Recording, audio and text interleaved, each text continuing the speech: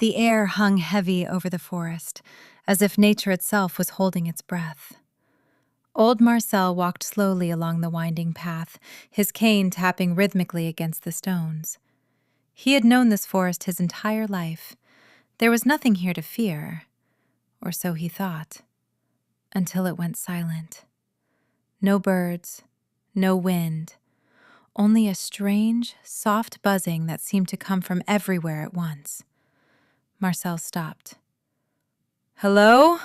he called out hoarsely. His voice disappeared between the trees without an answer. The buzzing grew louder. His hands began to tremble. Then he saw it. At first he thought it was a shadow, but the shadow moved against the direction of the light. From the bushes crawled an insect, far too large, as big as a dog.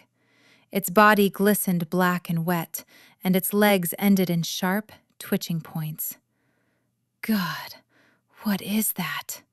Marcel whispered. The creature clicked its jaws, and then more came. From the ground, from hollow trees, from cracks in the earth, dozens, hundreds. Their eyes reflected the last light of the day like cold mirrors. The buzzing became deafening. Marcel tried to run, but his legs were too slow. One of the insects leapt. His cane fell to the ground as he screamed, a raw, desperate cry that was suddenly cut short. Within minutes, nothing remained of him. He was the first. 2 days later, the news reached the city. People spoke of strange attacks, missing hikers, animals found torn apart. No one believed it, until it was too late. At night, the buzzing returned. The first swarm flooded the outskirts like a living wave. Windows shattered, doors were torn apart. People screamed as the insects devoured everything: wood, steel, flesh. They grew. Every victim seemed to make them stronger, and worse, they multiplied. From every pile of organic matter, new life crawled out, small at first, but within hours grown into the same nightmare size. The city fell within a week. The streets were covered with abandoned cars, blood-stained asphalt, and silence. No more sirens, no voices, only that endless, vibrating hum.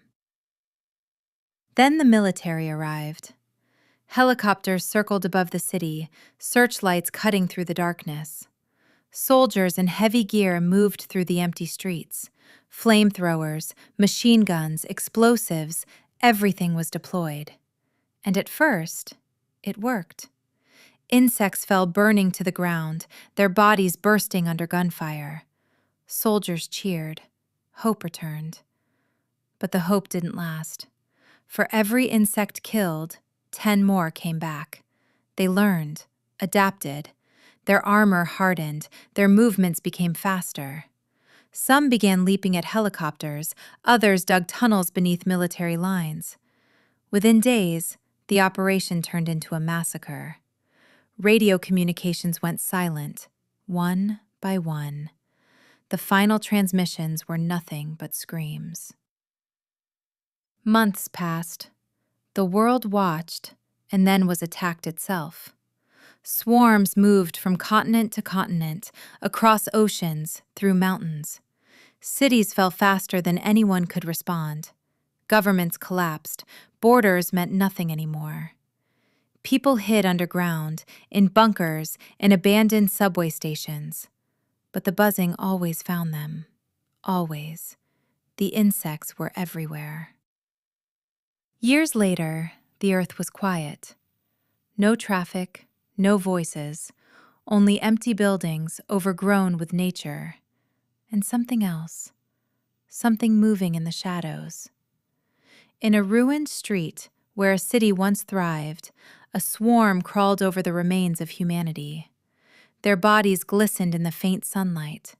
And deep within the nest, buried under layers of soil and bones, something larger rested. Something that had witnessed the beginning, the first. What once began with an old man in a silent forest had ended with the extinction of mankind. and the buzzing,